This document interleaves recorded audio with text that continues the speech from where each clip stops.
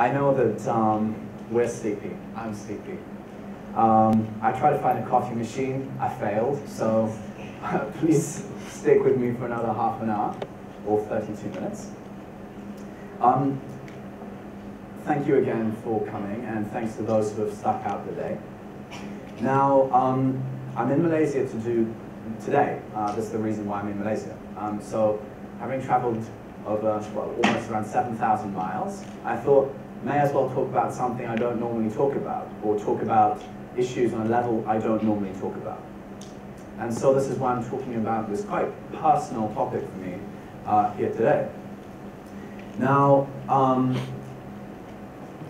thank God, we're graced with an amazing capacity as humans to have empathy and sympathy with others. And one of the scientific mechanisms is mirror neurons in our brain that allow us to literally feel the pain of others, or literally feel the psychological consequences of our brothers and sisters.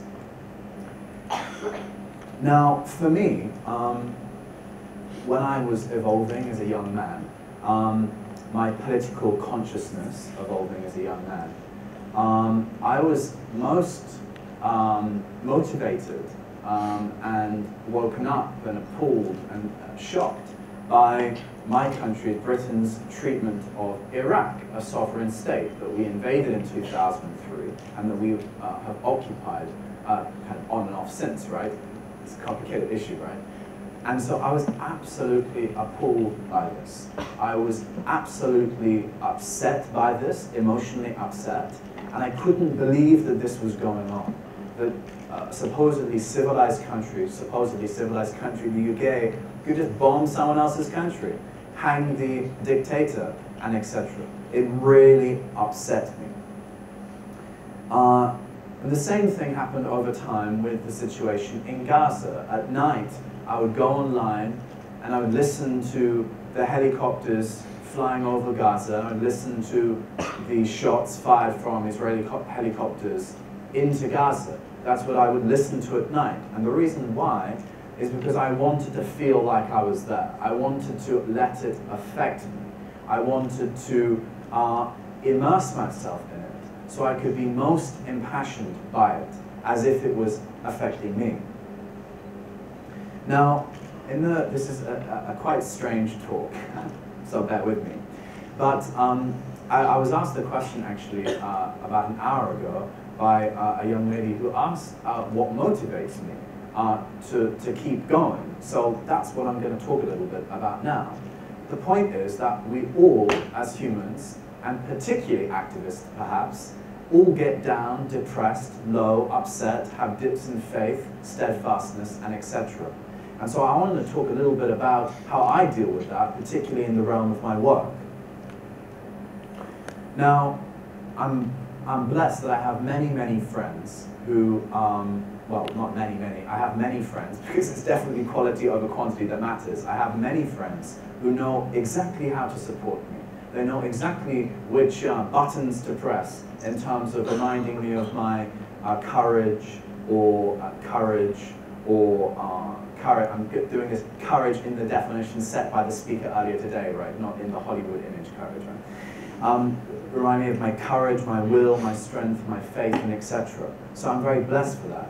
And I'm sure that many of us also know, as a by the way, that in 2014, in the 21st century, sometimes those that best understand us are not the people that we have access to talk to face.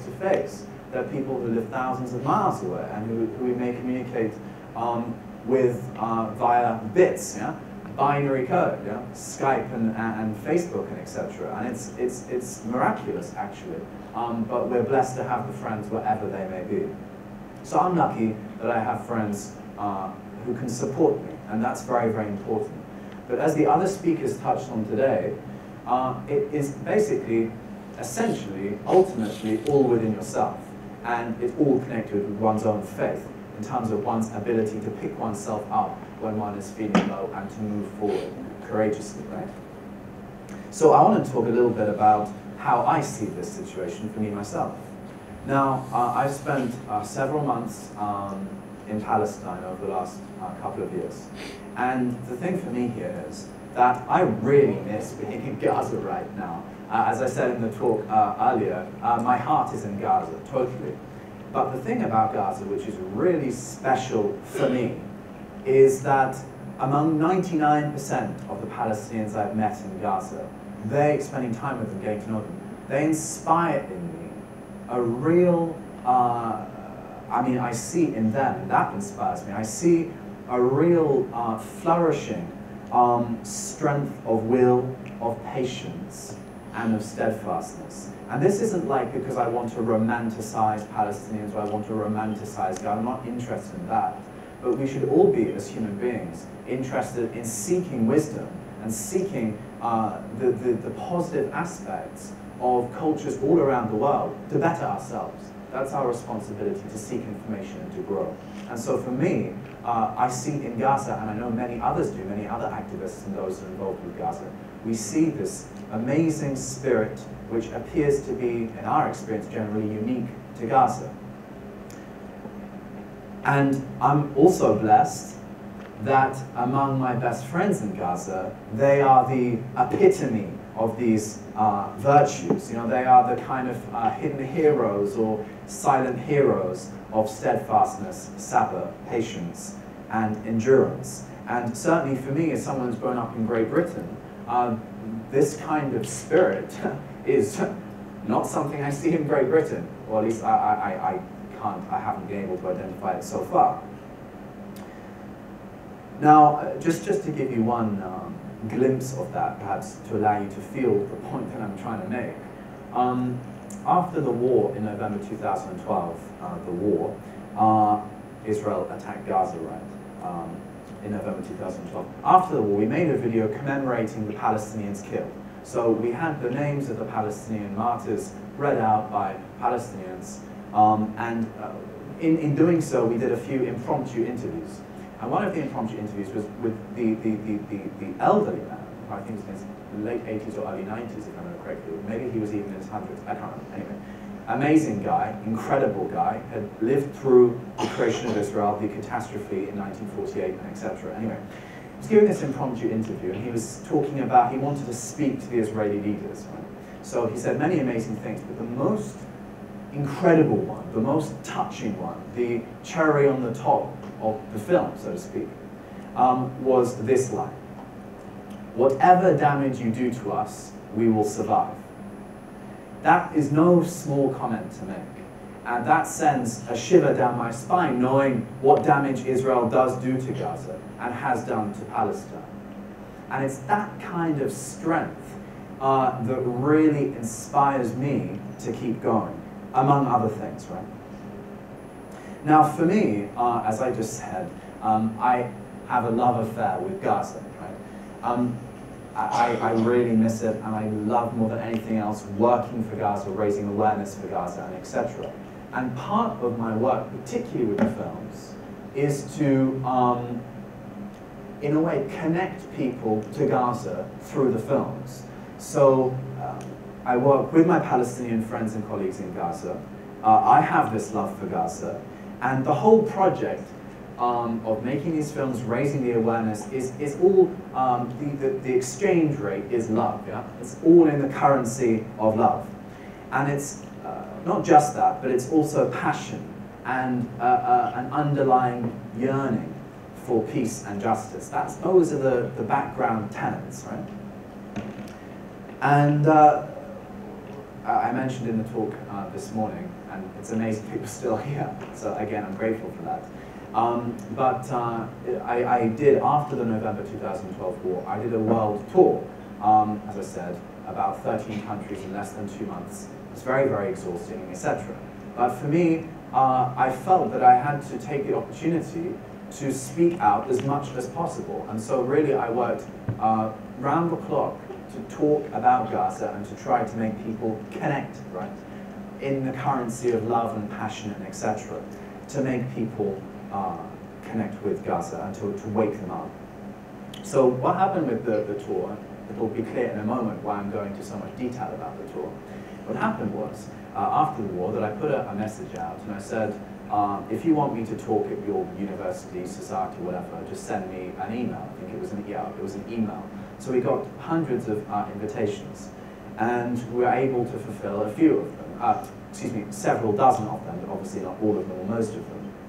So what happened was, the organizers in, let's say, Canada, for example, would get together and they would organize the little tour around the universities and the radio stations and the TV and etc., right? It was all very well organized, and I'm not a rich man, you know, so I couldn't pay to fly there myself.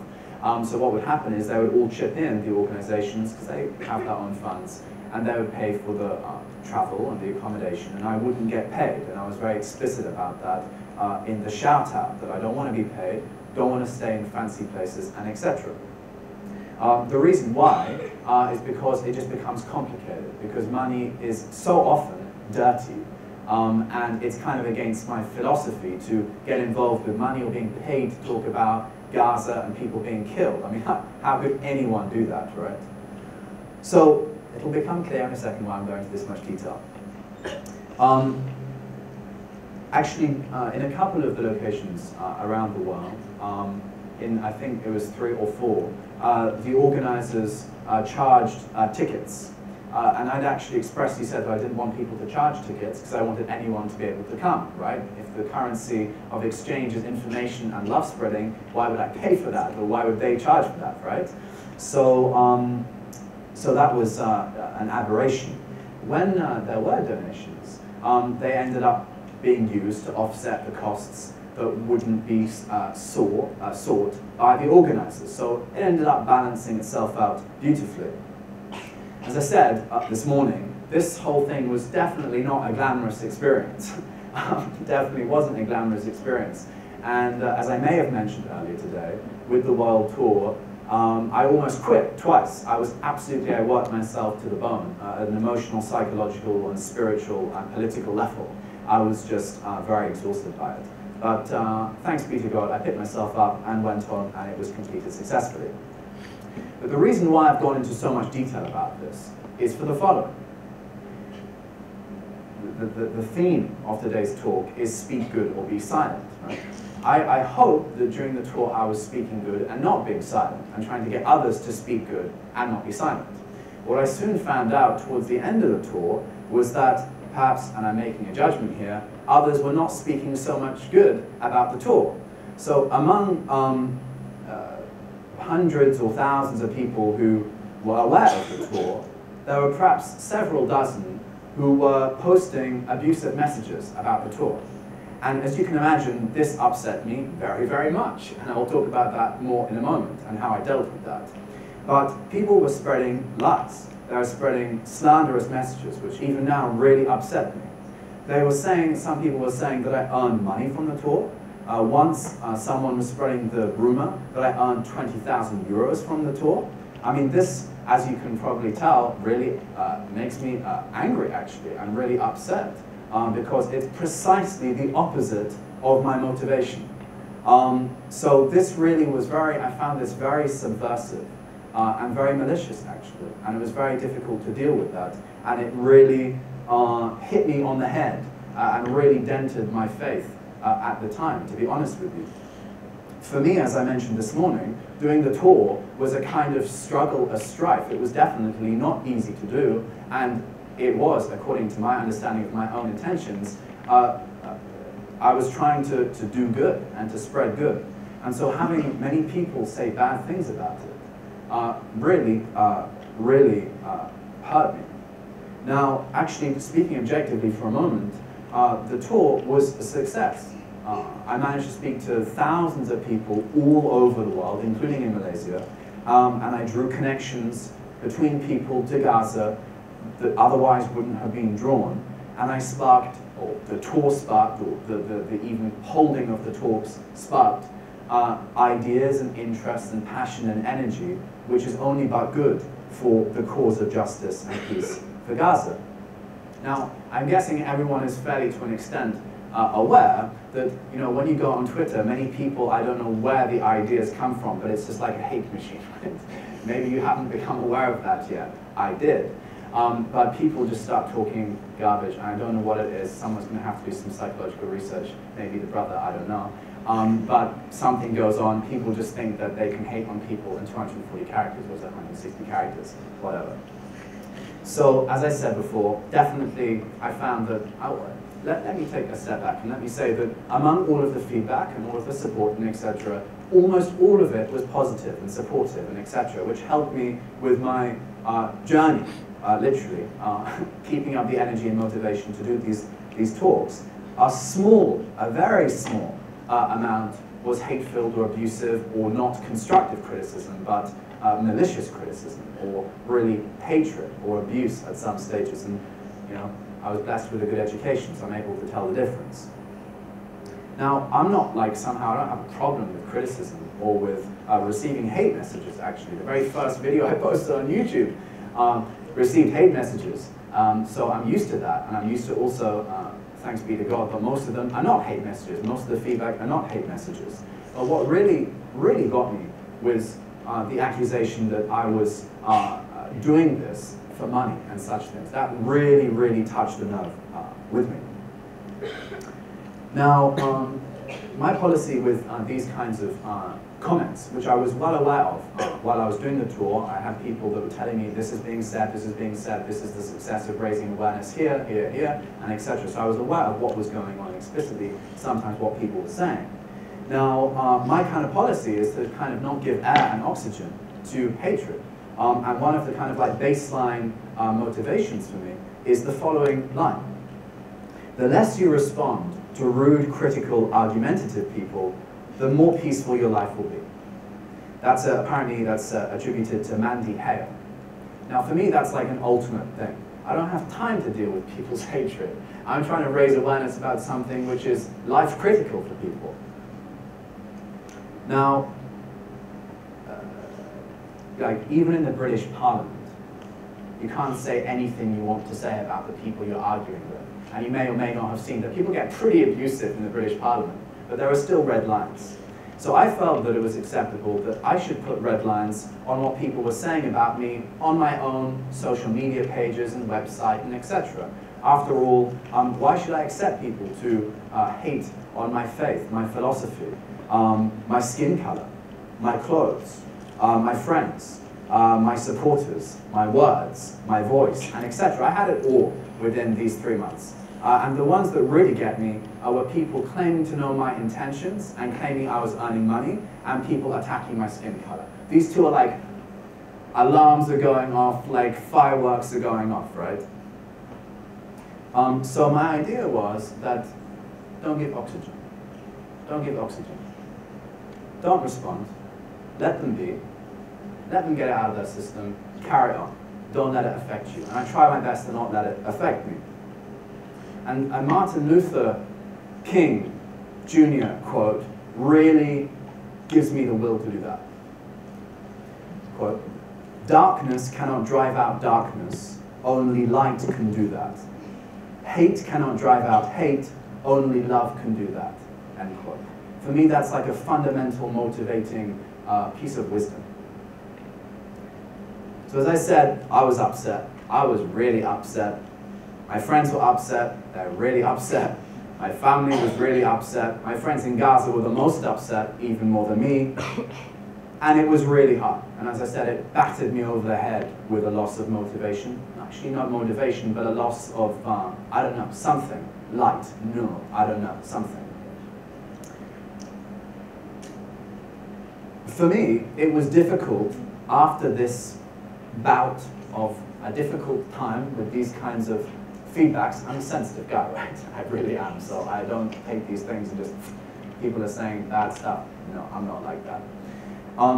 It was difficult to regain the norm, to regain the light, to regain the spirit, to regain the faith, to regain the motivation, and etc. for me. It was very, very difficult, and it took time, and it took the acceptance of wisdom.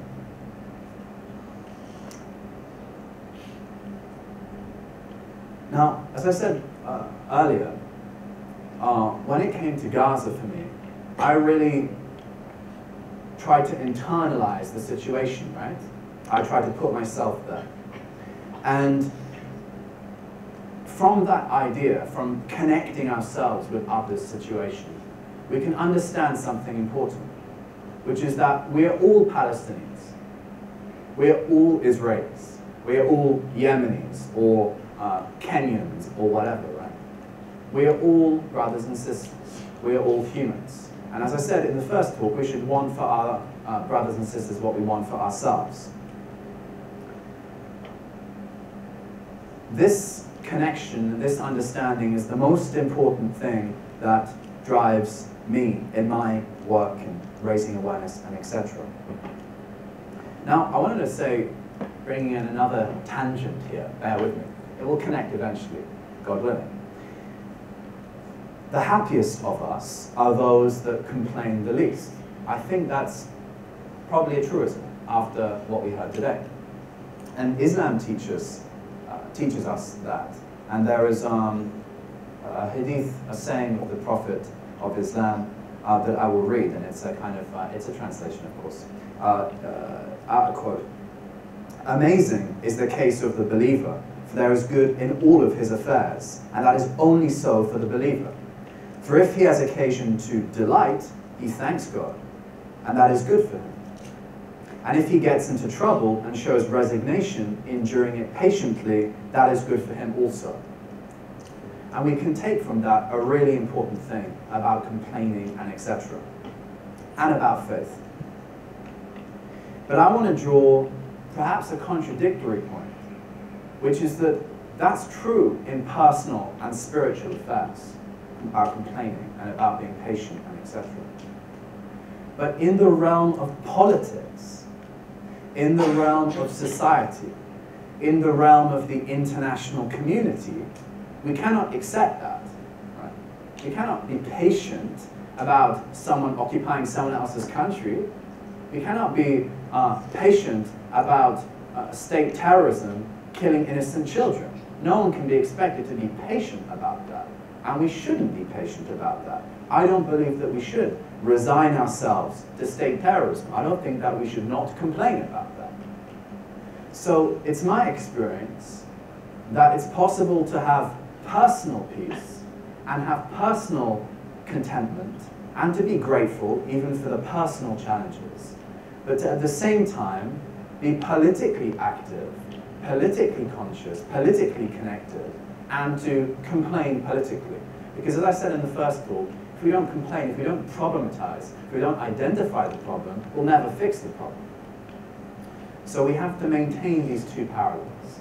Personal contentment, full of light, nur, and motivation, and at the same time, a commitment to speaking out against the injustices in society and in the world. And the last cog I want to throw in the works is another method, and an absolutely crucial method for finding that light, that nur, that motivation. Particularly in the second context, not the personal context, but in the second context, the political context, or the global, or the worldly context. As I said in the first talk this morning, the world is full of injustices, and it's full of suffering, and those wars may be on the decrease, but the control, the spying, the subversion, the thought control is on the increase in 2014. We learned that from the heroic whistleblowing of last year. So there are problems for us to face and confront. In confronting these injustices, this pain, this suffering, there's only one thing in this political realm that will help us deal with that will allow us to find the nur, the light, in a very, very dark world on that level. And that is, very simply, to do something. It's to do something. It's to act. It's to acknowledge that we all have to do at least something, to make the commitments to do something. We have to spread our nur with others, our light with others. We have to motivate, influence, and entrain others to become passionate, informed, and motivated to spread awareness and to try and change the world. So, my conclusion is, and I will leave you in peace again, my conclusion is that we have to, and I say this to myself again, as one of the other speakers says, this advice is going right to me as well, right? I say this to myself and to you, and to those watching later online. Let us make our intentions, which only we know. Let us make our commitments. Let us find the effort and make those efforts, and let us achieve, God willing. On that note, I wish you the best for 2014. Thank you.